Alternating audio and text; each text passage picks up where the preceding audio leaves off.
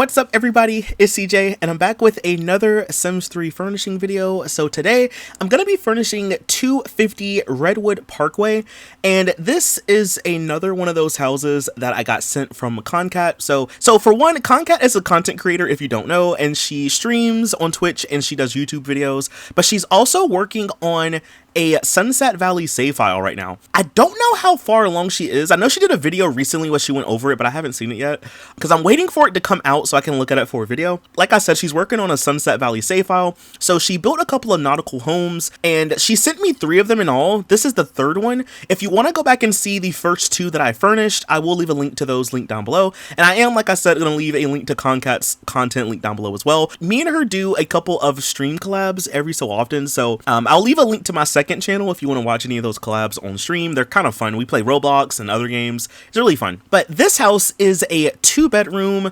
2-bathroom home. This one is very small compared to the other homes, but I like it though. When I was looking at this house and I was looking at the wallpaper, I was looking at the flooring, I was like, this house is kind of giving like Airbnb energy. I don't really know how to describe it, but like if you ever look at some pictures for some Airbnbs, they're like nice, but they just look kind of like generic in a way where it's like, I don't know how to explain it. It's like furnished nicely, but it's not like super personalized per se. Depends on, I guess, like which one you see. But some of the ones I've seen, they just kind of look generic, but in a good way, I guess. So I was kind of inspired by that when it came to this house. So I was like, why don't I make this into an Airbnb? So it's, like I said, it's a 2-bedroom, 2-bathroom. And I feel like the host, or like the person who owns the Airbnb, I feel like they're very strict about rules. Like, you know, you can't party here. You can have people over, but it can't be more than 5 people. If you are here, please clean up. If not, I'm gonna charge you a cleaning fee. You know, very strict about their property. So this is just a 2-bedroom. There's 1 upstairs, 1 downstairs, a bathroom upstairs, and 1 downstairs as well. I just really like the way this one turned out. Again, it is a nautical style home, but it's not super nautical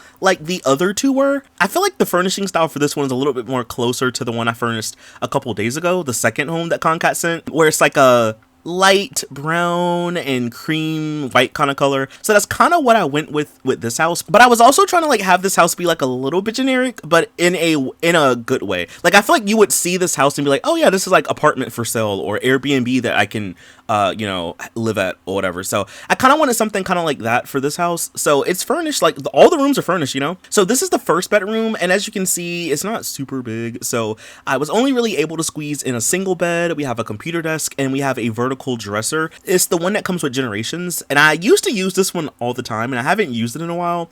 So I'm bringing it back and we're using it in here today.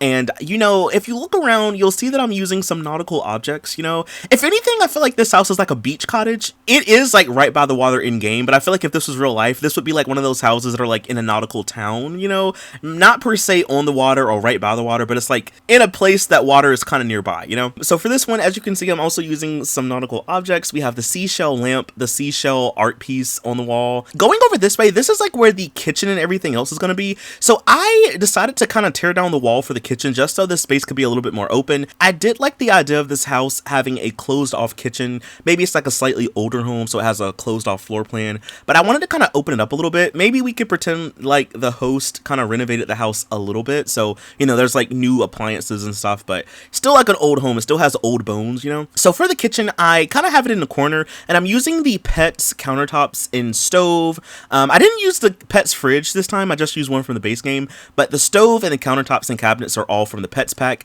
as well as like the bathroom objects are also going to be from the Pets pack as well. I also did include a microwave.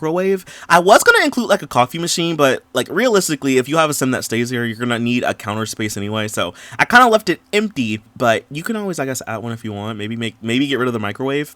And then right beside it, I knew I wanted to have a little dining area. So I ended up using this small rounded table from the base game. I was going to use that really big rectangular one, but I didn't want to move the door for the backyard. So I just used a small circular table. I just kind of recolored everything to kind of be like brown. Like I feel like brown and like tan or beige is kind of like the color scheme for this build. I'm kind of going in now, just adding little clutter pieces here and there. So we have some of those paintings from the Island Paradise pack. I also included some of these blinds and curtains in here. So I had to use the Sims 3 tool mod to lower down the blinds, and it's just kind of like the way the game is. So you'll see that when I lower them down, they kind of become darker. I did go back and recolor all of them to be a brown color, but even though it's brown, you kind of can't tell that much because of the way that the lighting is and the way that the game is. So they look like they're like gray or black, but they're technically brown.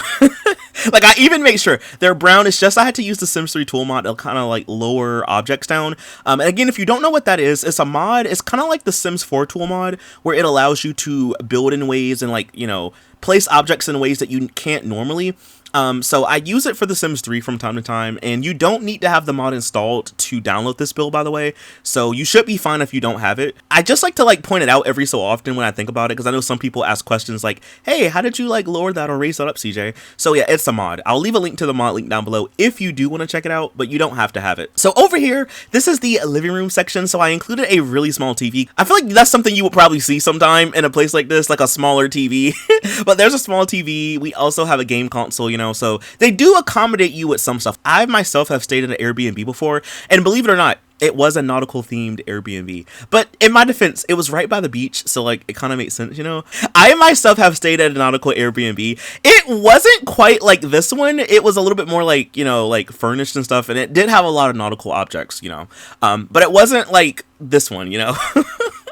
But I was kind of inspired by that one. And the one that we stayed in, they didn't have a game console, but they had like board games. There were toys and like Legos and stuff like that. Like my room was upstairs, and upstairs we had like a there was like a DVD player for the TV. It had like a bunch of movies and stuff like that as well. So I was kind of like inspired by that. Well, I was trying to give like Sims things to do, but also trying to stay within the size of the build, because a part of me wanted to put a pool table down here, but I was like, where is that gonna go? And then I wanted to put like a dominoes table, but I was like, by the time I like placed everything else down and I liked the way it looked, I didn't really want to like get rid of it, you know. But maybe if you download this and you like the idea of it being an Airbnb, you can kind of go in and like add some more stuff. But I think, you know, a game console is nice. I feel like if anything, the games will be games that the person downloaded from like the online store, and I don't think they have like physical copies of games. They don't want people to steal it.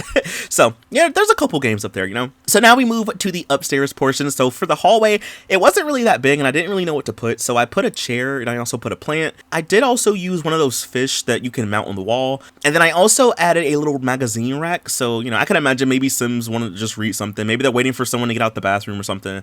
Or maybe they just want to read. So there's like a little reading corner. I kind of wish that object was functional in a way where you could actually use it as a bookshelf, but it's just clutter, you know. And then at this point, I forgot to furnish the downstairs bathroom. So like I said earlier, the bathrooms are like both the same, you know. I kind of wanted them to be a little generic, so they're both the same. They both use objects from the pets pack, and I did go in and recolor the floor a little bit, and then I also added a little carpet down here as well, and I gave it like a little nautical design.